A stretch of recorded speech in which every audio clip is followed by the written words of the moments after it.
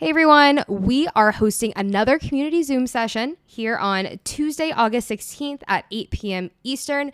We will again be having an open discussion. Bring any questions you may have. If not, we will be discussing topics we chat about here on the podcast, and we will be asking you to register beforehand. We do have limited spots, so go ahead and do that now. You can find the link in our show notes. You can also find it in our Instagram bio. We look forward to seeing you there, and enjoy the show today.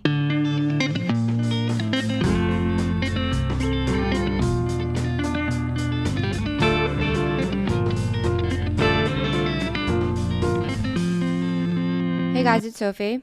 Hey, and it's Daisy. If you're a new listener, welcome to our podcast. If you're joining us again, thanks for listening. And to get started off on this episode, we wanted to just quickly talk about, the point of this podcast is we're kind of sharing stuff that happens in our life real time as they go. And one topic that we're dealing with right now that we've been spending a lot of time talking about is our relationship. We have a very healthy relationship, but of course, we honestly have problems. We have issues. We have discussions. Like, it's not easy. It's pretty difficult to work through this stuff. And we want to share it with you because we want to share what we've learned. We feel like we've learned so much with the stuff that we've gone through. And in this episode specifically, we don't want to talk about losing your identity in a relationship. This can happen so quickly, so easily, and you may not even realize it. And honestly, I think that this looks different to different people. Like, for us, we really realized that we were spending too much time together. We were losing sense of what our own interests were. We were blurring the line of friendship and relationship and overstepping, basically oversharing in our conversations. And it was getting to the point where we were realizing we were two separate people, and we've completely lost track of that. And we're going to kind of take you through our experience with this and what it looked like for us to lose our sense of independence and how we're now working to gain it back. So let's get into the episode.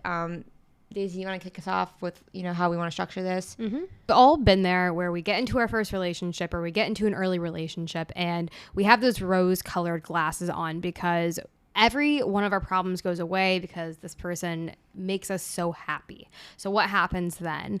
We start neglecting things that have made us happy in the past, and we start neglecting people that have made us happy in the past, and we put all of our attention towards this person. And the problem with this is that if this continues, this is going to set up a negative foundation for a relationship because that is not a sustainable way to be in a relationship. Totally not, because, you start to spend so much time with this person that you don't even know what's happening in your own life, your own world, and you start to look to them with reliance. And I think in our relationship, the first thing that really happened to us that caused us to lose our identity is we spent so much time together. Number one, we're in a same-sex relationship, right? We are best friends, and we're also in a romantic relationship. This was very difficult. And number two, we dealt with some jealousy, attachment issues, the fear of taking space. So let's just go through these, mm-hmm. walk through how we handled them and what our experience was. I think the first one that I could start off with was that because we spent so much time together, especially during COVID and everything, coming out of that, I didn't really know how to handle taking space from you. I felt nervous and anxious a lot of times when you wanted space from me. I think a lot of this comes from my upbringing of spending so much time with my family. When I was a kid, I always got so much support from my parents whenever I was scared. And being in a relationship now with a partner who I love so much and gives me so much love, it's hard to realize that it's okay for you to want to spend time apart from me. And that doesn't mean that you don't love me. Mm-hmm. Yeah, this was something that had a lot of repercussions for how we set up our relationship, because I noticed very early on that if we had spent a few days together, you'd get upset if I said I was leaving or if I said that I needed space, and I like space. It's good for me. So I would eventually get fed up and leave, but there would be instances, like I know there's a specific example that is very traumatic for the both of us, maybe more so with you, but where take the story away and we can digress from there. So on multiple occasions when me and Daisy first started dating, we would get into that kind of these fights where she would get kind of overwhelmed, rightfully so, because we've been together for like a week straight. We were working from home, and she would be like, I need to go back to my apartment. It would turn into kind of a fight, and she would basically be like, all right, I'm packing up my lunch for the week, and we call it like the quinoa joke, because she would always just pack up all the quinoa and be like, all right, I'm taking this, I'm going back, like I'm leaving, that's it. And it is pretty hilarious as it happened, but in hindsight, I think this caused a lot of me to associate fear with taking space, because whenever we did that, it wasn't really in a soft, gentle way. Right. It was kind of in a aggressive, in the moment, impulsive way of, I need to leave, I'm getting out of here. I'm leaving because something's wrong in our relationship, not because I'm leaving to take healthy space. Right. And in my perspective, that was the best way for me to feel unsuffocated, because we'd spend all this time together, and boom, I would feel all like there'd be an argument. I'd be like, we can't solve this together, so I'm going to get out of here. And for me, that was a lifeline. And for you, that set up a poor foundation for me wanting to take space, that down the line, it caused me to take less space, because I felt like I was going to upset you because of that initial foundation that we'd set. Yeah, definitely. And that's where, you start building the foundation and the pattern, and that's where the problems come, is when something does become consistent. Well, because what happened for me is, like, I think I started to rely on you to be there for me, and I started to feel anxious when you weren't around me. I remember, like, sometimes you would just leave, and I'd be like, what do I do? Like, I started to just feel, like, anxious, and I didn't really realize this, I think, until I started talking about it in therapy. I was like, why do I feel upset when Daisy wants to? It wasn't even when you left, but, like, certain situations I didn't want to be alone. Right. I definitely had a fear of being alone for a while. Yeah. Well, I think you had just came out of, you were single for so long and you wanted to date someone so long, and you told me about multiple experiences where people had just ghosted you, and it seemed like maybe that was a fear and experience that you were projecting onto our relationship, I'm guessing. And I think this is probably really common for people in relationships, and for the person on the other side, it can feel like nonstop and exhausting.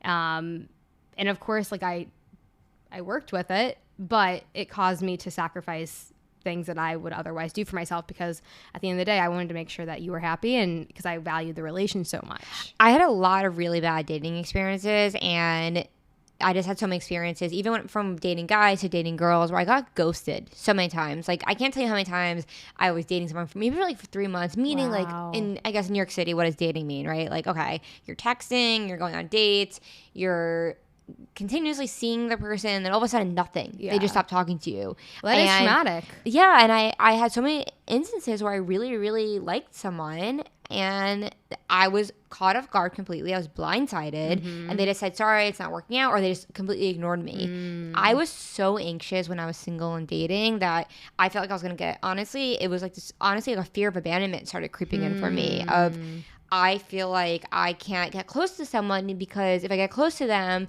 they're going to leave me. And I think in our relationship, this kind of surfaces. It was hard for me to trust you. It was hard for me to know that you weren't going to break up with me if you were like going out for a night with your friends. And that doesn't mean that if you were like talking to someone at a bar or whatever, that meant you didn't love me as much. Right. And what's interesting is I totally understand that, hearing you say that, but the way that I perceived it was that there were certain things I was allowed to do and I wasn't. And that also is a reflection of me. And wait, what do you mean? Like what you said, like you'd get upset if I was like going out with friends. It wasn't even necessarily like that exact example, but the idea of like if I didn't respond to a texting conversation soon enough, I would get anxious that like you were going to get mad at me and say you were not meeting my needs. And this is an example of exactly how not to handle when you're in a relationship with someone who has an anxious attachment style, because I molded myself for that anxious attachment style instead of sitting you down and saying, hey, I understand that this makes you anxious when I leave, but I love you and you can trust that I'm always going to communicate how I'm feeling with you and you're never going to be abandoned. I should have said that to you. Yeah, I mean, I think hearing that definitely would have assured me that my fears were not real and that you weren't going to leave me. I think especially going back to my upbringing with always being with my parents, always having them meet my needs, and kind of translating that into the relationship and thinking that you were going to abandon me, having you tell me that that was not the case would definitely help me recognize these are just fear thoughts. These are just going back to the love I've always received. Daisy could still give me love, but it can just look differently than what my parents gave me.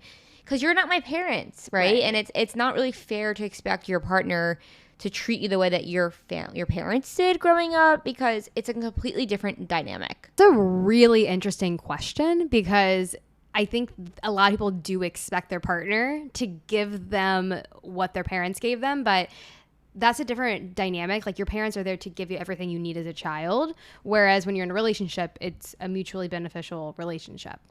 And I think for me, given that it was our first real relationship, I didn't understand that. I thought, okay, if someone's giving me love, it means it has to be extreme. It has to be constant. It has to be all the time, because my point of reference was my parents. I've never been in a serious relationship. So coming into relationships to understand that's not the case was really helpful. But of course, when you only have the experience of a certain upbringing, you're going to project that into the relationship. Right. And that makes total sense. Relationships, that's where you grow and learn. And of course, you weren't going to know that before you got into the relationship, because I am there to tell you, okay, this isn't okay. We have to change something. Yeah. And that's exactly what relationships are. Yeah, totally. So just to recap on the realm of spending too much time together, which can lead you to lose your identity in a relationship. One reason that can happen is due to attachment styles in your relationship. One partner expects the other partner to always be with them because they have anxiety reasons from their upbringing or whatever, whatever reason it may be.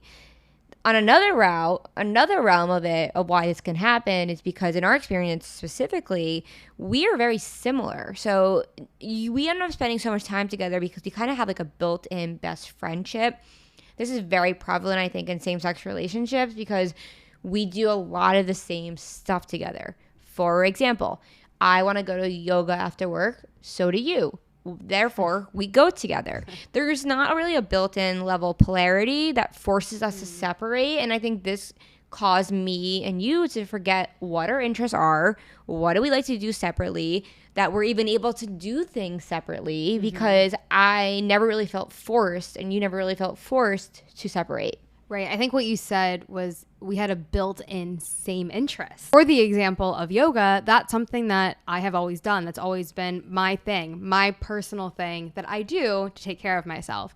Well, all of a sudden, now it's our thing, and it's something that we're doing together as a couple.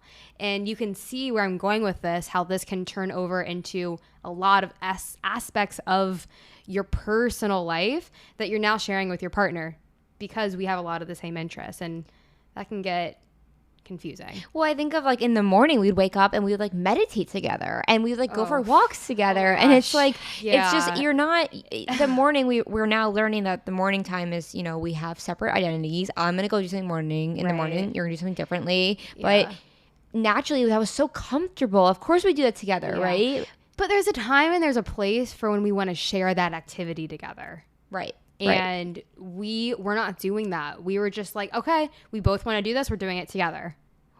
And that takes away from the, I'm waking up today and I'm doing this because this is what I want for myself, versus this is just what we do now. Yeah. So the issue with this is that you kind of lose the thought that you have about why you're doing the activity and the importance of that. You're just like, okay, I'm doing this to work on myself. It kind of becomes this thing that you're doing together. It's like, this is what me and my significant other do in the morning.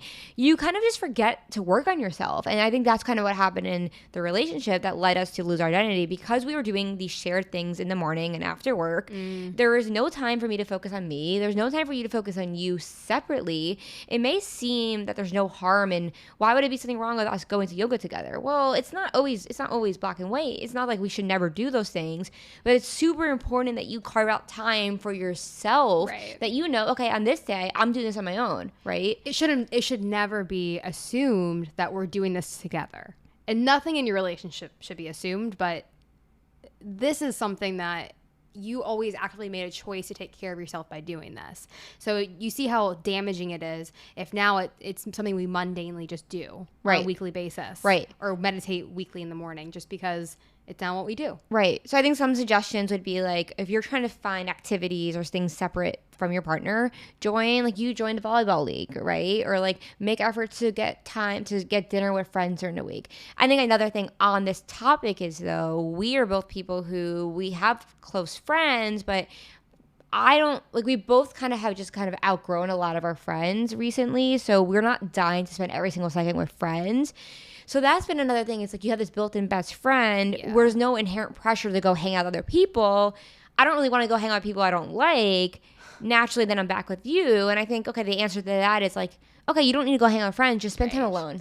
That was a big realization too. Thinking that if we're spending time apart, like, oh, it has to go to be with friends or to be with family or to be with someone.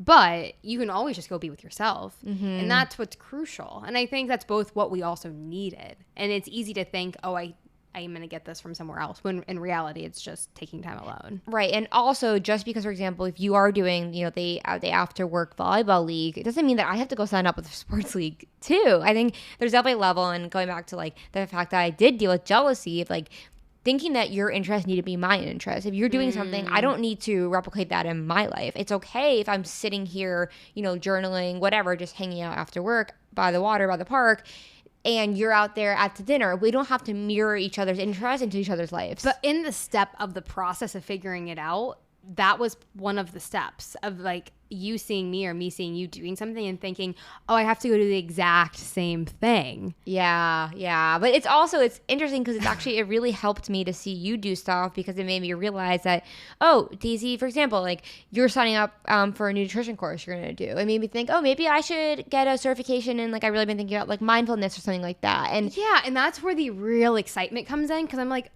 oh, like, we are separate. Like, you're going to do that for yourself. That makes me really excited for you. Right. And for me, I'm like, this is something that we don't share an interest in the way that I have an interest in it. Right. So that makes me also excited because there's something different between the two of us. Right. So it's really important to have that polarity and interest, because if I take the initiative to do something of my own, that might inspire you to go ahead and do something of your own, right? Yeah, and it's what brings us both forward, and we can learn things from each other. And that is what is really unique about a relationship, is that, you know, you inspire each other. Definitely. And it's really easy to lose sight of that when you're doing the same things all the time. Well, you can't inspire each other if both of your worlds are filled with the same exact thing. Right. Well, that leads me to think about friendships, right? I think the last year we spent so much time hanging with the same people, because you went through this whole thing with like falling out of touch with a bunch of your friends and like changing who you're hanging out with, and you met all my friends and you actually really enjoyed a lot of them. And I think that was, you could talk about, like, I know you mentioned to me that was difficult to you because you kind of feel like you're losing your identity spending time with my friends because they were my friends from my upbringing. You weren't bringing anything new to the relationship. Right. You didn't really have any like close friends who I knew. And I think for me, I struggle a lot with this. So I was like, is there anything wrong with that? Because is there anything wrong with that? Like, we were having so much time with you and like my two like best friends, Erica and Lexi, and also like my other friends who we've all hung out with. So it's like, is there something wrong with when your partner's hanging out with your friends? But how do you make sure you don't lose their identity while you're doing that? Right. So I think that was just a really big insecurity, but I think that was compounded by the fact that there was no separation anywhere else in our life. You know, like if we were having separate interests and doing separate things and then coming back together to hang out with these friends, I think that would have been different. But I think the pinnacle of the moment where I expressed that, like, it felt very overwhelming and lopsided was before I had realized like our entire life was looking like that. Right. That makes sense. Yeah, I think moderation, I think balance, and I think also recognizing like it was not just the fact that we were only hanging out with your friends, but I think it was the fact that I wasn't spending enough time on my own, which was what I was really craving. Right. So it's okay to have shared friends. It doesn't mean that just for every friend I have, you have to go make a new friend and that there's anything wrong with you spending time with my close friends. But it just means that, like everything in life, balance, moderation, not black and white extreme thinking, and finding the time on your own to do it so that when we do come together by friends, it doesn't feel like we just spent from 7 a.m. till 9 p.m. together and now we're going to do something again together. Right. And I think that it's like when you're overlapping so many of these interests, you start to really think in a we mindset. And in an effort to avoid the we mindset, I think it's helpful to talk about conversations that you have with your significant other, because you can lose your identity from the amount of space you're spending with someone, the lack of difference in interest, but it's also like the way that you talk to each other. And I can think of two very specific examples with this. oversharing and failure to separate problems in the relationship. Yeah. And so oversharing. I mean, oversharing can mean a lot of different things, but I think we specifically struggle with this of like me talking about as I'm dealing with like internalized homophobia of am I still attracted to guys, or am I still figuring out this part of my life that you're the only one I was talking about it with. Right. So I confided in you, but we were blurring the line of friendship there. Yeah. And the issue with that, because, well, I love you so much, and I'm your friend, I'm your girlfriend, and I want to support you. But it can get to a point where I realize this is not good for you to tell me these things, and it feels like there's a lack of respect for our relationship by you saying these things to me. And that's a really hard line to draw, because I don't want to throw you to the dust. Like, it's who can you really talk about these things with, and who's going to understand them, and I can understand them. So of course I want to help you, but it just dawns on you like, this is not right. And we really had that conversation where and we still struggle with this a little bit, where I have to set boundaries with what you can say to me. Would you say it's a matter of not necessarily the context that I'm sharing with you, or the fact that you feel like I didn't really think about how this might hurt you or how this might make you feel? Or both? I think it's with these specific things that your brain does just fire off really quick. And sometimes you just say things without thinking about them. And that's fine with, that you're hungry or you want eggs or stuff that's benign. But when it's something that's causing you a lot of pain or confusion, it's like, I don't appreciate when you just start firing off those things and you're like, actually, like, I don't know. And you're like, I'm actually fine. And then I'm like, I'm the one that's left with like, what did you just say to me? So in those moments, I just want you to process and think about these things before you bring them to me. In short, I struggle with having a filter. I have my whole life, honestly, I feel like I've struggled with, like, I very much vocalize my opinion, but sometimes I don't really know. It's not that I feel like I'm overstepping, but I feel like I just say so much. I don't really see an issue with oversharing. And I think for you do struggle with that when I overshare with you, because like it hurts you. It hurts you to hear if I'm saying I miss my ex-boyfriend. Like, of course, of course, me hearing that, who would say that to a significant other? But when I was saying it to you, it wasn't because I actually missed him, but it was because I wanted to say, like, I love you and I don't want to feel this way. No, and I understood that, and I had empathy for the difficulty of the situation you're going through, but I also had the conflicting feeling that it was really upsetting me and making me feel insecure in our relationship. Yeah. So do you think you should ever hide stuff from your partner? Should you, like, is there, obviously it's not black and white, but are there certain things that you just should not tell your partner? Or is it a matter of working to say them in a way that is respectful and considerate of how they might feel? Well, I think it's like, it's not black and white. So you can't just say yes or no. It really depends. Like, would you want me to hide stuff from you? No, I would not want you to hide things from me, but that's because we can talk through things. And I think the biggest thing is it's the delivery, how you're saying it and when you're saying it to me. And if you've put thought behind it. So for our relationship, like, we're very transparent, and I don't want you to hide anything from me. But like, there's times where it's like, okay, like, slow down and take a pause, because what you're saying is overwhelming me. Two things I want to say. Number one, I think it's really important that, like, I, in a situation, reflect on my own before I come to you. I think about, I'm feeling these feelings and I want to share them with you, but let me go think about them, process them before I go word vomit to you. Because I think that gives me the chance to really think about, wait a minute, maybe I'm not actually feeling that. If I use the first example of me processing them to you when I convey them to you, it opens up an issue, because I could realize beforehand I don't actually feel this way.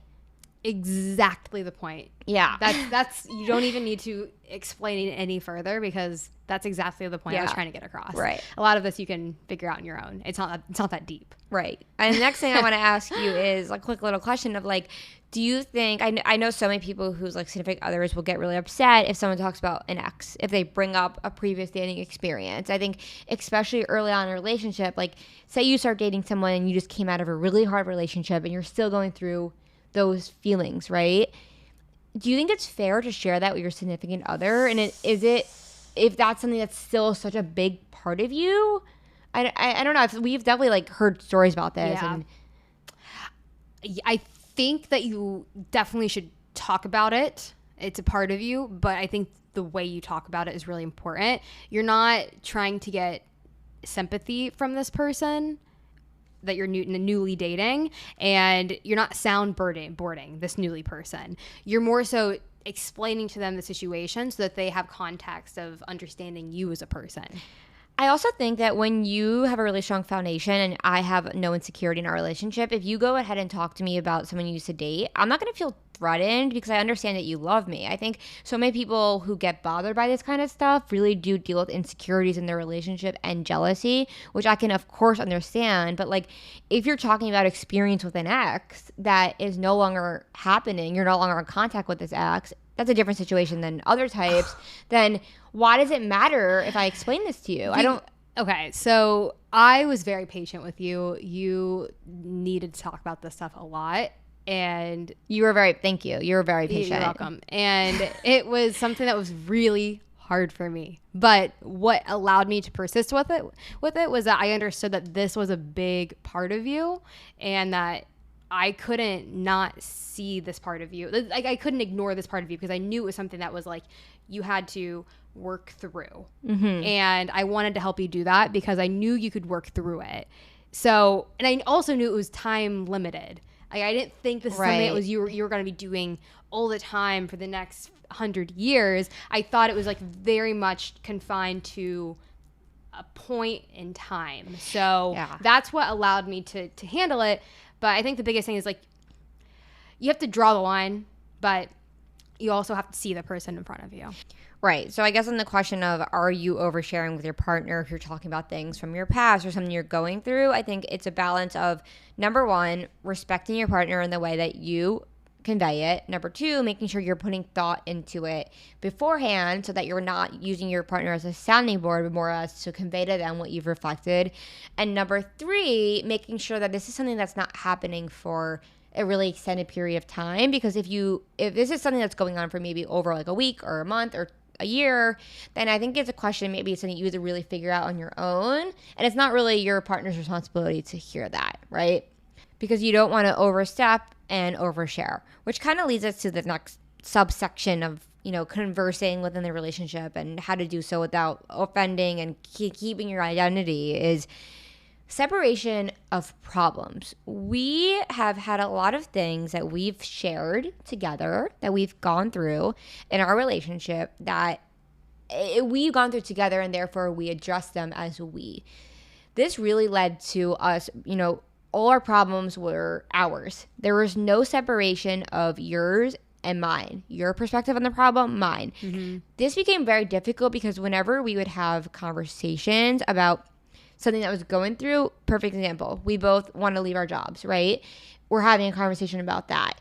We were talking in the sense of everything I would say, you would respond with how you felt about it for yourself. Oh my God. Without saying, Sophie, okay, I understand what you said, reflect it back to you. Right. Yeah, that is what makes things so exhausting, because what happens when you express something to me that I also resonate with is that we aren't the same. So maybe you said it how I would say it, but you said something that I didn't agree with. A part of it, I was like, that rubbed me the wrong way. So I wanted to respond to you and tell you what I thought you should have said. And that's just toxic and not good, because as your partner, I need to show up for you and soundboard things that you're going through. And selfishly, I shouldn't say, this is what I'm thinking, because that, then you're not heard and like you're frustrated. And then I'm also frustrated because you didn't say what I wanted to say. And once we draw the line and I'm able to hear you for what is going on, I'm like in my head, like, oh, that's not what I want. Okay, that's cool. Let's focus on what you're talking about. And that's so refreshing. I think so. The things that we haven't experienced yet, but let's just say a hypothetical situation, you and your partner are moving to a new city and you guys are both really dealing with like anxiety and frustration about figuring out where to move to, something you both want to do jointly together. Is it your responsibility to have, when you have these conversations, of having it of like, this is our problem, or like, should you in this situation, I should hear from you, Daisy, how do you feel about this? I'll then understand and say, oh, you don't want to move there for this reason, instead of saying, well, I want to move there for this reason. Well, what you're saying is just because we have a shared experience doesn't mean we have a shared perspective on it, or the shared emotions around it, or the shared thoughts around it. They could be totally different. And I think there's a time and a place for everything. I think certain conversations, if you're talking about the relationship, if you're talking about things that really involve the both of you, it's important to separate conversations in which you should take it from a shared lens, a we perspective, responding of like, okay, I hear you, but this is how I feel, versus this is just your time, Daisy, this is your time, we're going to hear from you. On another day, we'll talk about how I feel about this. That way we fully understand that, like, this is your point of view, these are your feelings, your emotions are being validated without my bias and without how I'm feeling on this matter. Right. And the thing is that maybe one person is feeling this stronger, and even though we have this shared thing going on, one person deserves to be heard more, and the other person doesn't need to be heard at that time, and they need to focus their attention on the person who feels like they need to be heard. But what if both people feel like they need to be heard? Then that's that. Then you can.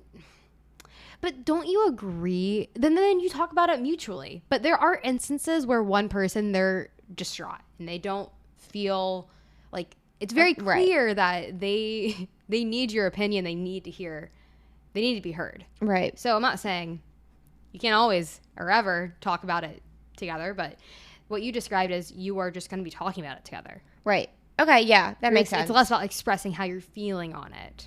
Or maybe you can go back and forth. I think it's just being mindful. Just being mindful of like how that person's feeling and when there's the right time to reflect back what they're saying, and another time to express your feelings too. Definitely. And this can also come up, I think, when your partner is really happy and excited about something. We've dealt with this, and like when we feel like we merge identities, right? You feel like if I'm really excited about something, you're not feeling good in your life, you can't be excited for me. We've dealt with this a lot. And it's really bothered me because I would come home and feel like, Daisy, I'm so excited to tell you this, and you'd be like monotone. Yeah, and the reason for that is because immediately gonna compare myself to you and think, oh, like I have nothing going on, like Sophie's doing this and doing that, and this is just one instance, and that's a really selfish way to take it. But it's also, you have to realize, like, just because the relationship is separate, just because you're having something really great happen to you right now doesn't mean that I need to have something really great happen to me. Does this mean that something really great down the line isn't going to happen to me? No, it will. And then I'm going to want your support. But if you reacted the way that I would, if you would react the way that I was reacting in that moment, that'd be really frustrating to me. I think it's just comparison. Like, you can't compare yourself to your partner, because you're different people and you have different strengths, and that's beautiful. And you can help each other move forward with that versus comparing yourself, saying, I don't have that, and think poorly of yourself. And that's definitely something that I struggle with more, because I think that that's right, and then that means that I'm wrong. And that's been really difficult for me. And I hate to hear that I haven't been able to support you sometimes when things are going really great for you, because it's a selfish thing to go about. Yeah. I think it's like if I get a promotion or you don't get a promotion or vice versa, it's like it doesn't mean that you're any less than your partner. It just means, number one, you could be at different stages in your life, different stages in your career.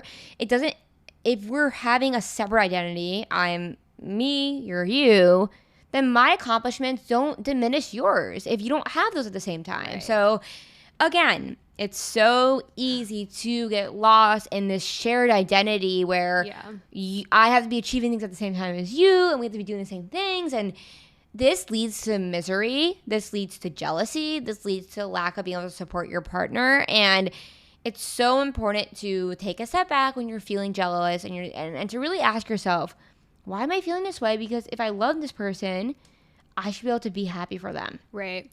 And I think that's where you just really got to realize that we are different people, and I can't have the expectation that we're going to have things happen at the same exact time. And that can be confusing because a lot of things do, but not everything is going to. And you have to celebrate the differences. Also, don't feel embarrassed to tell your partner you feel jealous. I've definitely had times where, like, I don't want to tell Daisy I feel jealous about something, but it's like, because you feel weird for feeling jealous, but that's a normal human reaction. Like, it's evolutionary. So especially with someone you're so close with. Right. So, of like, course you're going to like kind of compare yourself at times. yeah. And it's like, tell them. And I think once you tell them that you feel jealous, you're going to realize, number one, you don't need to judge yourself for that. Number two, your partner will understand because they're human too, and they will have had that feeling at a similar time. And that'll help you overcome the jealousy because you realize that, oh, half this feeling was actually because I thought that my partner wouldn't understand that I was feeling this way. Right. And this goes all back to communication. This goes back to communication, of course. And I think that is so important to express because then you better understand and you can move on. Definitely. So on the realm of identity, maintaining your identity in a relationship, it can be so difficult to know, number one, when are we merging identities, right? Like, how do I know that? And then number two, to balance independence with your strong love that you have. And I think, just to wrap this up, I think some recommendations I would give from my own perspective is a constant reminder, some daily check-in that you do in the morning or at night, just to remind yourself, I am whole and complete as I am right now. I am whatever you're striving to be. You already are those things. You don't need anyone else to complete you. You don't need your partner to complete you. Your happiness is within. I think that really focusing on finding your peace and happiness within can give you that ability to realize that you don't need your partner to be happy. At the end of the day, it's just you. It's always just going to be you, and you don't have to rely on them. And then you could take that amazing confidence in yourself, bring it to the table with your partner. They can bring theirs, and you have an amazing, healthy relationship. Mm-hmm. And that means not just positive things. That also means negative things that you need help with. And that is something that, that's why you try to show up your best so that when someone is struggling, you can help them. Or when you're both really happy, you can both celebrate. Definitely jointly together while recognizing that you are two separate people. Yeah, exactly. Good conversation. Yeah. This has helped me reflect. There's things that came up. I was like, oh, I forgot how jealous I get. Yeah, well, things lay dormant.